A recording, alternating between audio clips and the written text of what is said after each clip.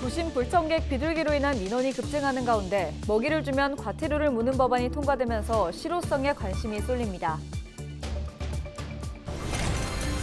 무려 1000%가 넘는 살인적인 이자로 수십여억 원을 가로챈 불법 대부 조직 3곳이 경찰에 적발됐습니다. 피해자 대부분은 20, 30대 사회초년생들이었습니다. 전공의 집단 사직 사태가 3개월을 넘어서면서 지역 대학병원 환자 수가 급감한 것으로 조사됐습니다. 부산대병원은 입원과 외래 환자 10만 명가량이 감소한 것으로 나타났습니다.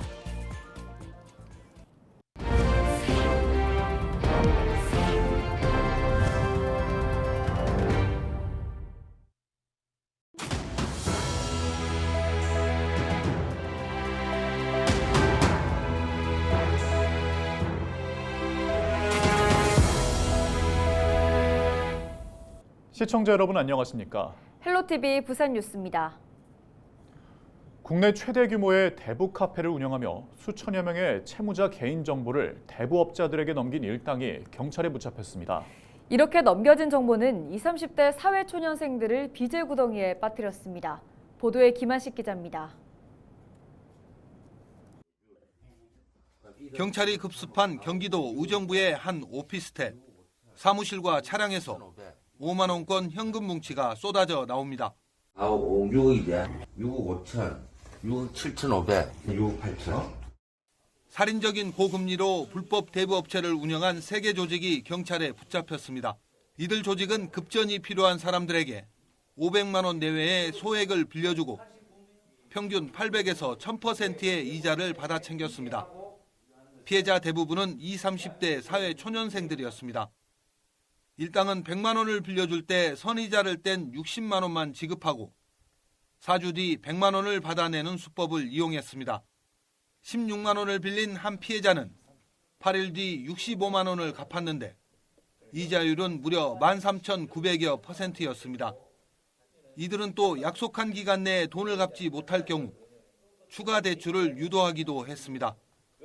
급하게 돈이 필요했던 한 여성은 100만 원을 빌렸다 추가 대출 덫에 걸려 6개월 만에 무려 2,400만 원을 갚았습니다. 밤 10시, 11시에도 전화가 오고 이래가지고 그러고 집에 찾아오고 막 문을 두드리고 발로 차고 그래서 제가 집에 혼자 있기 너무 무서워가지고 다른 친구 집에 피신해 있었거든요. 불법 대부업체 3개 조직 가운데 13만여 명이 회원으로 가입한 국내 최대 규모의 대부 카페 운영자 A씨도 포함됐습니다. A씨는 카페에 접속한 1,500여 명의 채무자 개인정보를 수집해 불법 대부업체에 넘긴 혐의를 받고 있습니다. 개인정보를 넘겨받은 불법 대부 중개업자들은 이를 이용해 돈을 빌려주고 높은 이자를 받아 챙겼습니다. 3개 조직이 지난 2020년 9월부터 올해 3월까지 불법적으로 돈을 빌려주거나 불법 대부 중개를 통해 70여억 원의 부당 이득을 챙겼습니다. 30대 사회초년생들인데 대출을 하다 보면 그 고율의 이자를 감당을 못해서 또 다른 무등록업자한테 대출을 받아서 돌려막기식으로 이렇게 하다 보니까 아예 이 수렁에 그냥 빠져서 헤어나지 못한 그런. 경찰은 이들로부터 명품 시계와 현금 등 11억 원 상당의 현물을 압수했습니다.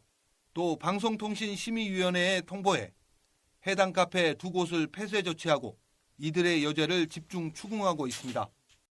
경찰은 인터넷 대부 카페 운영자 총책 A씨 등 5명을 구속하고 나머지 84명을 불구속 입건했습니다. 헬로티비 뉴스 김한식입니다.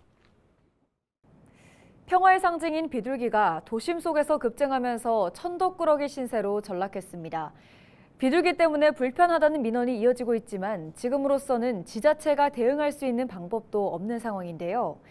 비둘기에게 먹이를 주면 과태료를 무는 법안이 통과되면서 실효성에 관심이 쏠립니다. 보도에 안수민 기자입니다. 자갈치 시장 인근의 한 광장입니다. 비둘기가 무리지어 있습니다. 거리 바닥은 물론 인근 건물 지붕은 희끗희끗한 자국으로 뒤덮였습니다. 비둘기 배설물입니다.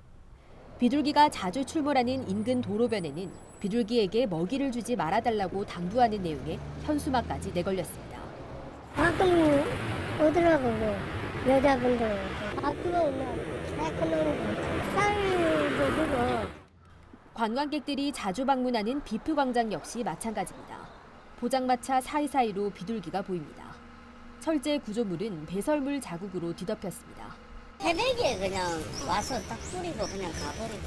아무래도 이 개운 때문에 하나씩 이런데 이런 걸 장사 시작부터 끝까지 안 채워놓으면 견이 떨어지죠.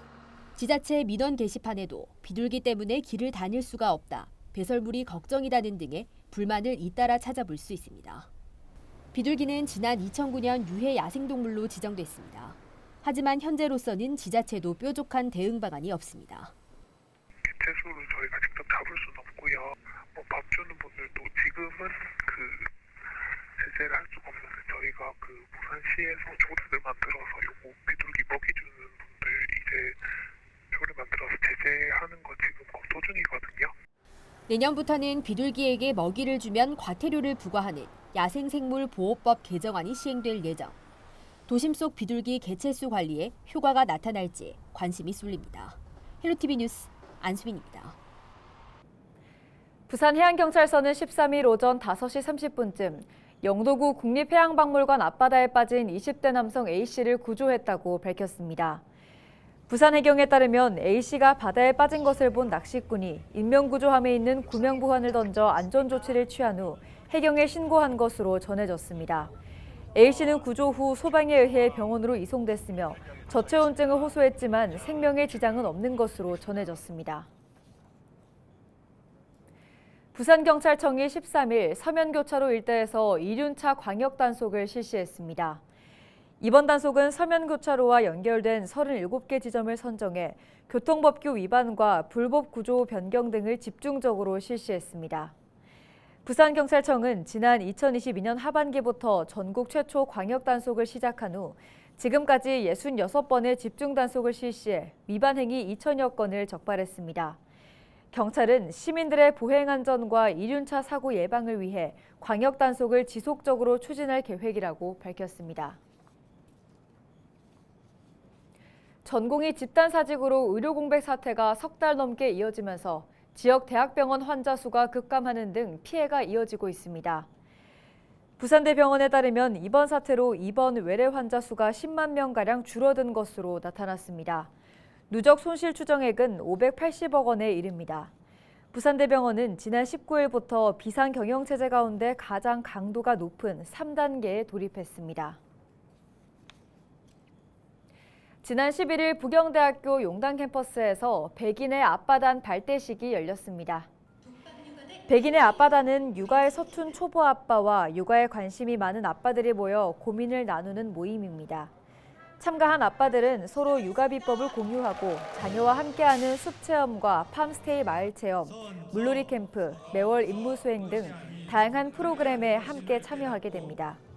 이날 발대식과 함께 아빠와 아이들이 즐기는 명랑 운동회도 열렸습니다. 앞바단이 처음으로 만나 본격적인 출발을 알리고 동료 아빠들과 소통하는 자리로 아빠들의 친목을 도모하고 네트워크를 강화하고자 아빠와 자녀가 함께 즐길 수 있는 운동회를 준비하였습니다.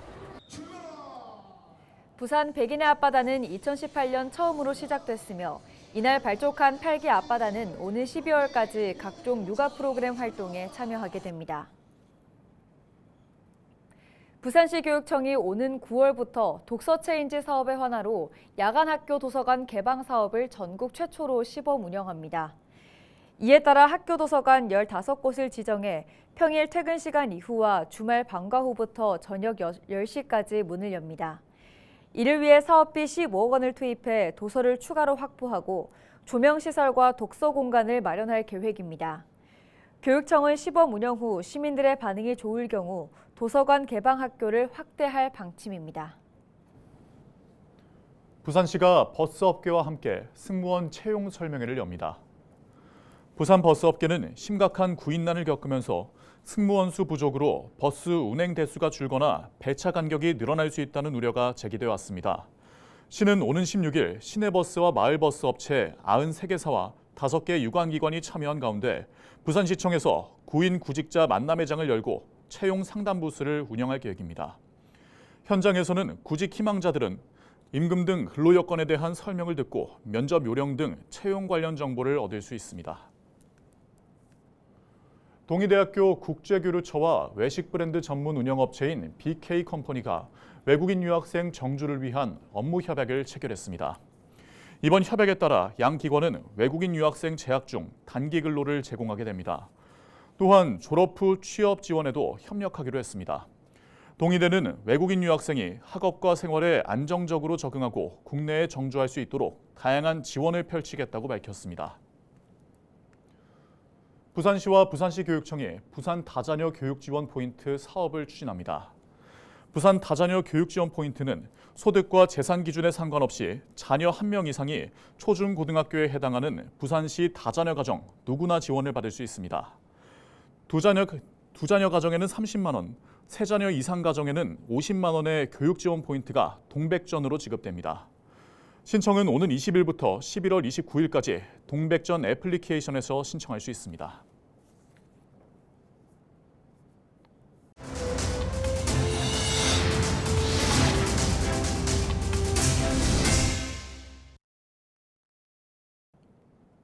컴퓨터와 휴대폰을 이용해 논밭에 물을 주고 온도와 습도를 관리하는 걸 스마트 농업, 스마트팜이라고 하죠. 노지 농사에 비해 수월하고 또 생산성도 높다 보니 관심을 갖는 농업인과 예비 농업인들이 많습니다. 농촌진흥청은 스마트팜의 활성화를 위한 지원을 이어나가겠다는 방침입니다. 홍하영 기자의 보도입니다. 경북 의성 안계면의 스마트 농업지원센터입니다. 스마트팜에 관심 있는 교육생 15명이 지난해 7월부터 모여 딸기 생장과 생육 환경에 대해 공부하고 있습니다. 이론 공부를 마치면 실습장에서 딸기를 직접 살펴봅니다. 딸기 잎과 꽃을 어떻게 관리해야 잘 자라는지, 또 온도와 습도 조절을 위해 차광막 등 기기들을 어떻게 조작하는지 공부합니다. 교육생들은 스마트팜 역시 쉽지 않지만 노지 농사를 짓는 것보다는 훨씬 수월하다고 입을 모읍니다. 겨울 같은 경우에 난방, 그리고 여름 같은 경우에 냉방, 노지 같은 경우에는 햇빛을 그대로 노출받잖아요. 그러면 이제 작물이 타요. 근데 여기 같은 경우에는 그런 거를 조금 더 차광막을 친다거나 습도 조절을 해줘서.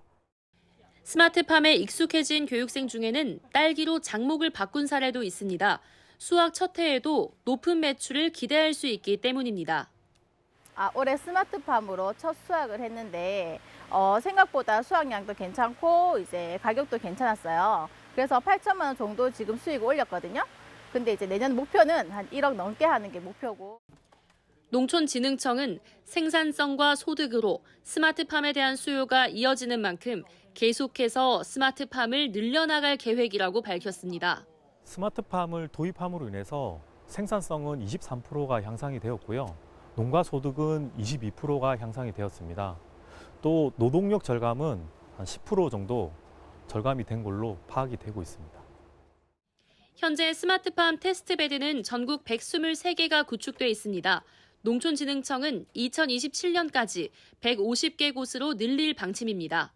헬로티비 뉴스 홍하영입니다. 창원시는 13일 시청 제3회의실에서 안골 일반산업단지 입주 예정 기업들과 상생발전 협약을 맺었습니다. 이날 협약식에는 홍남표 시장과 12개 입주기업 대표 등이 참석해 창원시와 안골 산단 기업들의 동반 성장을 위한 상호 협력을 약속했습니다. 안골 산단은 제조 물류 기업들이 총 2천억 원을 투자해 190명의 신규 인력을 고용할 예정입니다.